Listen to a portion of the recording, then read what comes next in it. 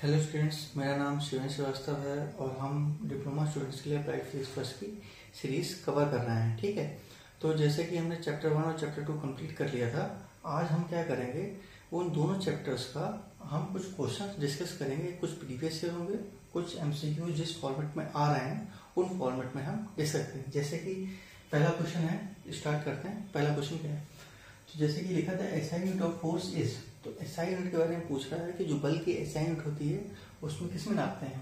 तो पहला ऑप्शन है डाइन, न्यूटन, जूल, पास्कल।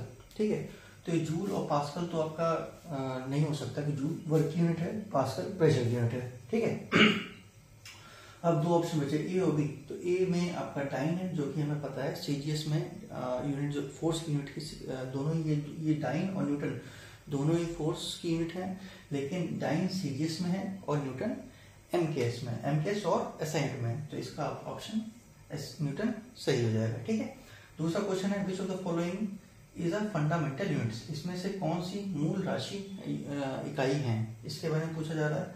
तो पहला ऑप्शन है वेलोसिटी, मास, फोर्स, वर्क। तो इसमें वेलोसिटी होती है आपका जो फॉर्मूला बेस्ड होगा क्वेश्चन, तो इसमें वेलोसिटी का डिस्प्लेसमेंट डिवाइड बाई टाइम।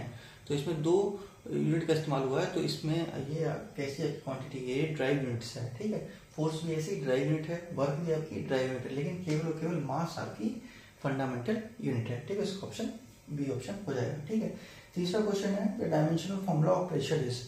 तो इसमें तीसरा क्वेश्चन पूछ रहा है कि डायमेंशनल फॉर्मूला प्रेशर का क्या होता है। तो इसको हम सॉल्व कर रहे हैं, 4 ऑप्शन दे रखे हैं, इसको एक एक करके हम देखते हैं कि कैसे प्रेशर का फॉर्मूला, डायमेंशनल फॉर्मूला आता है।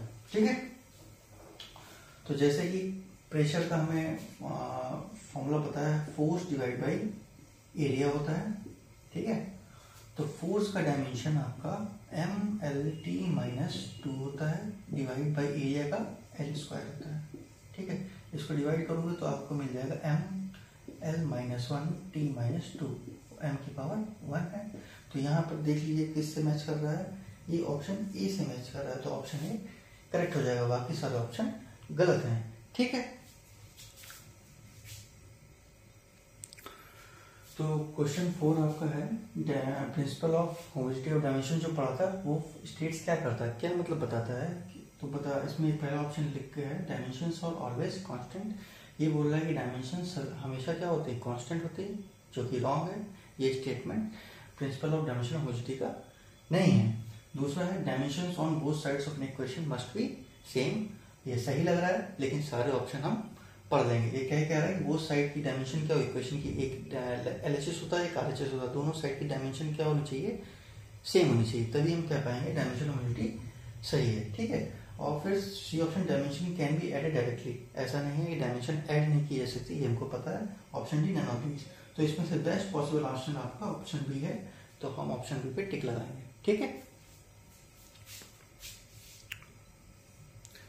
तो हम बात कर लेते हैं आगे के क्वेश्चंस की। जैसे पूछा गया विच of the following is a vector quantity, इसमें पूछा गया कि कौन सी क्वांटिटी, हमें ये बतानी है कौन सी राशि सदिश राशि है। ठीक है, तो स्पीड आपकी स्केलर क्वांटिटी है, वर्क ये भी स्केलर क्वांटिटी है, मास ये भी स्केलर क्वांटिटी, डिस्प्लेसमेंट एक ऐसी क्वांटिटी है जो कि वेक्टर क्वांटिटी है। ठीक है, so question number 6 which of the following is not a scalar quantity. अब इस क्वेश्चन में आपको बताना है कौन सी क्वांटिटी इसमें स्केलर नहीं है। ठीक है, तो इसका मतलब नहीं है, मतलब वेक्टर बताना होगा। एनर्जी स्केलर है, पावर ये स्केलर है, टेम्परेचर ये भी स्केलर है, तो टॉर्क क्या है, वेक्टर क्वांटिटी है। ठीक है, तो वेक्टर आंसर हो जाएगा। क्वेश्चन नंबर 7 क्या बोलता है, conservation of linear momentum holds true when. जब हम कंजर्वेशन ऑफ लीनियर मोमेंटम पढ़ रहे थे तो वहां पे एक कंडीशन बताई थी कि वो कंजर्वेशन ऑफ लीनियर मोमेंटम कब ट्रू होगा। उसमें कंडीशन बताई ये थी कि जब कभी भी आपका जो एक्सटर्नल फोर्स होगा जब 0 होगा, तब हम कह पाएंगे लीनियर मोमेंटम क्या रहेगा, कांस्टेंट या कंजर्व। तो इसमें वही चीज देखनी है, तो इसमें पहला ऑप्शन है ओनली एक्सटर्नल फोर्स एक्स, जो कि हम पढ़ चुके हैं, इसके विपरीत बात कर रहा है। मास इज 0, नहीं, मास से कोई मतलब नहीं है, नन ऑफ दी। इसमें एक ऑप्शन बी भी लिखा है नो एक्सटर्नल फोर्स एक्स, जब कभी बाहरी बल नहीं लगता है तब हम कह पाएंगे conservation of linear momentum hold करेगा। ठीक है, option B is the correct option. ठीक है, अब क्वेश्चन नंबर 1 डिस्कस कर लेते हैं। क्या बोल रहा है, recoil of a gun is example of. हमने रिकॉइल ऑफ गन पढ़ा था, तो वो किसका एग्जांपल है, किस प्रिंसिपल का एग्जांपल है? न्यूटन फर्स्ट लॉ नहीं, न्यूटन सेकंड लॉ नहीं, हमने पढ़ा था कंजर्वेशन ऑफ लीनियर मोमेंटम में ये पढ़ा था कि वहां पे x = 0 होता है तो दोनों का क्या क्या होता था, वहां पे मोमेंटम कंजर्व होता था, इसीलिए हम क्या निकाल पाते थे, velocity of recoil of gun. ठीक है, तो ये किसका एग्जांपल है, कंजर्वेशन ऑफ लीनियर मोमेंटम का। ठीक है, उसके बाद the value of ji at the centre of earth, जी की वैल्यू सेंटर पर क्या होती है, अर्थ के सेंटर पर। तो हमें ये पता था, हमने जी की वेरिएशन पढ़ा था कि जैसे जैसे सरफेस से हम हाइट पे जाएंगे तो भी वैल्यू क्या होगी, डिक्रीज होगी, नीचे जाएंगे तो भी क्या वैल्यू डिक्रीज होगी। ठीक है, सरफेस पे मैक्सिमम होगी। तो यहाँ पर पहला लिखा at the centre of earth क्या होगा, तो यहाँ पे मैक्सिमम तो हो नहीं सकता क्योंकि वो सरफेस की बात है, 0 हो सकता है, इक्वल टू सरफेस वैल्यू नहीं हो सकता, इनफाइनाइट नहीं हो सकता। तो हमने पढ़ क्या रखा था, g dash equal to g 1 - d/r। तो जैसे ही डेप्थ r के बराबर होता है तो जी डैश की वैल्यू 0 हो जाती है। ठीक है, तो ये 0 आपका करेक्ट ऑप्शन है। ठीक है, तो क्वेश्चन नंबर 10 डिस्कस कर लेते हैं। ये प्रीवियस ईयर क्वेश्चन में आया भी है, हुआ भी है। ठीक है, तो इसमें पूछा dash is not a fundamental unit, इसमें से कौन सी फंडामेंटल यूनिट नहीं है। ठीक है, तो हमको पता है सेकंड फंडामेंटल यूनिट है, केल्विन भी आपकी फंडामेंटल यूनिट है, लीटर आपकी फंडामेंटल यूनिट नहीं है। लीटर एक तरीके का वॉल्यूम है, वॉल्यूम में आपकी लेंथ को 3 बार मल्टीप्लाई करते हैं तब जाके हम उसको ड्राइव यूनिट्स कहा जाता है। ठीक है, दूसरा क्वेश्चन है आपका 11वां, which of the following is not have dimension ml-1 t-2। तो इसमें से आपको ये बताना है कि इन 3 क्वांटिटी में से किसकी डायमेंशन नहीं है। ठीक है, तो हम अभी प्रेशर की डायमेंशन निकाल भी चुके थे, इसको इधर देख भी लेते हैं।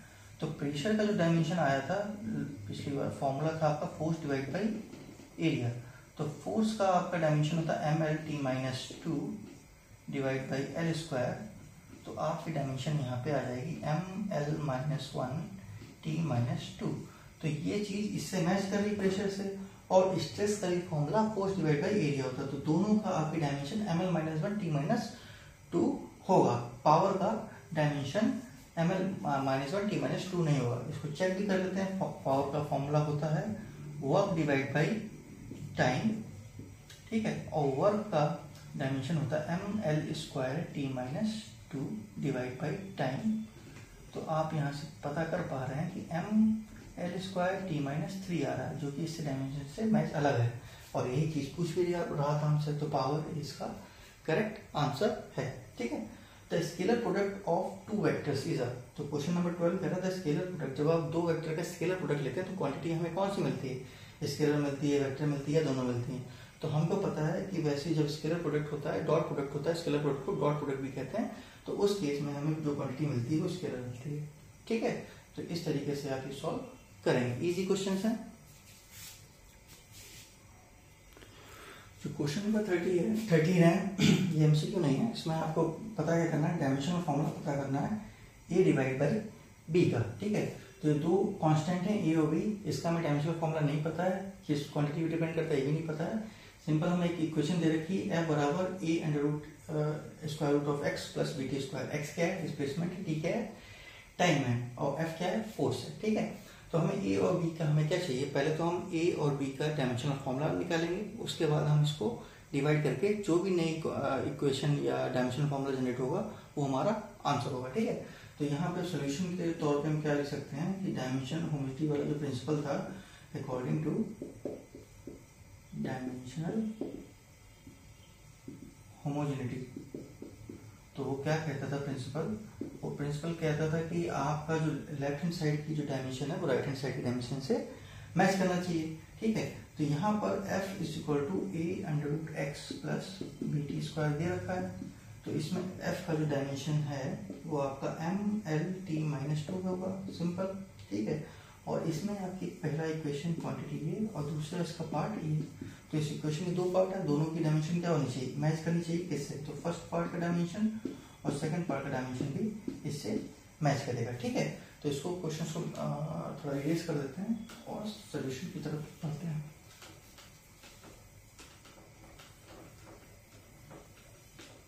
तो हमारे पास इक्वेशन लिख के आ गई है ml-t-2 M L T minus 2 force की जो यूनिट है a√x के बराबर होगा। ठीक है, तो इसकी डायमेंशन यहाँ से हम सिंपल निकाल पाएंगे। ए की और x क्या है, x आपका डिस्प्लेसमेंट है। डिस्प्लेसमेंट किस चीज है, वो जिसकी यूनिट l होती है। ठीक है, डिस्प्लेसमेंट की l होती है, तो ये l की पावर 1/2 आ जाएगा। सिंपल, ठीक है, स्क्वायर रूट है जिसकी पावर 1/2 होती है।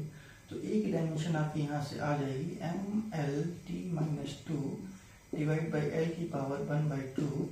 जब इसको सॉल्व करेंगे तो ए आ जाएगा ml की पावर 1/2 t की पावर -2। ठीक है, ऐसे ही फिर बी की निकालने के लिए क्या करेंगे, फिर से mlt-2 सेकेंड पार्ट जो हमने बोल रखा था, सेकेंड पार्ट उस टर्म का उसके इक्वल बराबर होगा। तो वहां पे लिखा था बी t², t टाइम है तो b टाइम का t का डायमेंशन का स्क्वायर।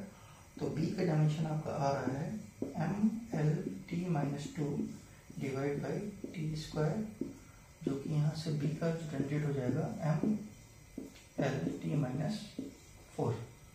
ठीक है, और हमको निकालना क्या था, a डिवाइड बाई b। तो इसको थोड़ा इरेज कर लेते हैं।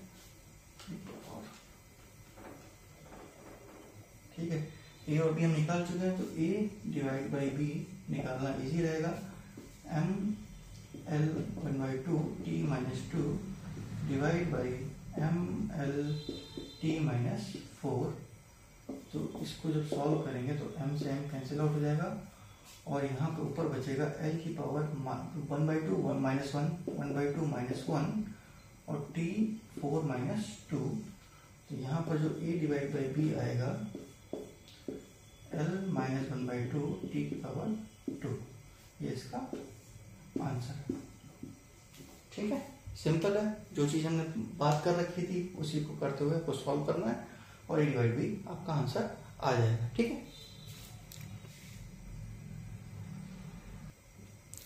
अब क्वेश्चन नंबर 14 में क्या है, ये भी इक्वेशन दे रखी है। v क्या है, वेलोसिटी है, t क्या है, टाइम है, और ए बी सी का आपको डायमेंशन फाइंड करना है। ठीक है, सिंपल सा क्वेश्चन है। ए बी सी जो भी कांस्टेंट दे रखे हैं इनका डायमेंशन इनको पता नहीं है, और बी वेलोसिटी है, टी टाइम है।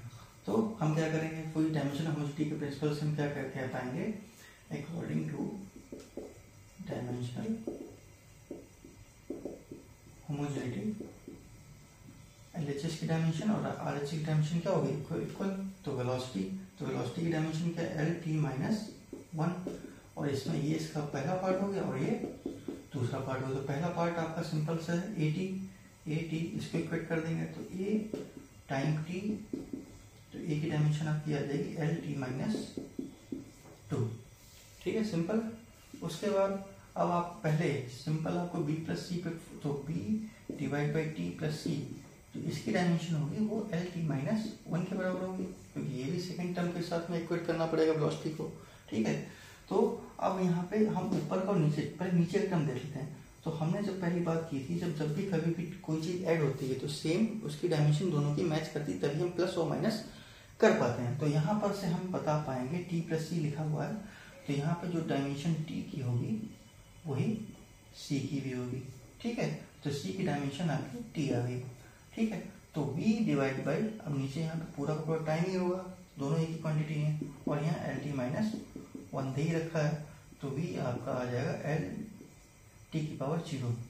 ठीक है, तो V की डायमेंशन आपकी L आ गई, C की डायमेंशन T आ गई, और A की डायमेंशन LT-1 आ गई। ठीक है, सिंपल सा क्वेश्चन था, इसको भी सॉल्व कर लिया। अब क्वेश्चन 15 है, सेम क्वेश्चन जो बार बार कर रहे हैं। यहाँ पे x दे रखा है, t एक इक्वेशन दे रखी है, x डिस्प्लेसमेंट है, t टाइम है, a और b का हमें डायमेंशन फाइंड करना है। ठीक है, तो इसको किस तरीके से डायमेंशन फाइंड करेंगे, तो x का डायमेंशन आपका l डायमेंशन होता है। ठीक है, ये पहला टर्म और ये दूसरा टर्म, तो l at के बराबर हो जाएगा। तो यहाँ से a टाइम, तो a आ गया आपका LT-1। ठीक है, उसके बाद L को फिर दूसरे पार्ट से हमें इक्वेट करना है BT², और यहाँ पे B T का होल स्क्वायर, तो B की डायमेंशन क्या आ जाएगी LT-2, क्योंकि यहाँ से डिवाइड करेंगे तो LT-2 आ जाएगा। तो A की डायमेंशन LT-1 और B की डायमेंशन LT-2। सिंपल क्वेश्चन है, आपको वही डायमेंशनल प्रिंसिपल का जो होमोजेनिटी का प्रिंसिपल है उसको यूज करना है। LHS की डायमेंशन RHS से मीट कराना है और फिर जो भी आपकी डायमेंशन आएगी उसको लिख देना है। ठीक है,